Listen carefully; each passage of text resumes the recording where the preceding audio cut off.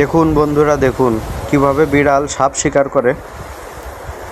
Russell viper সাপ এতটা ভয়ঙ্কর, এতটা হিংস্র হওয়ার পরেও রাসেল ভাইপার সাপ কেন বিড়ালের সাথে যুদ্ধ করে পারে না?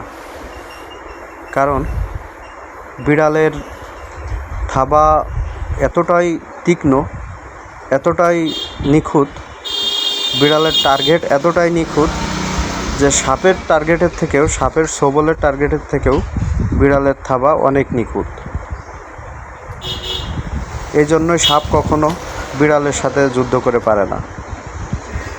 সুতরাং আমাদের টার্গেট, আমাদের লক্ষ্য যদি ঠিক থাকে, তো আমাদের সামনে কোনো বাধা এসে আমাদেরকে দমিয়ে দিতে পারবে না, আমাদেরকে আটকে রাখতে পারবে না।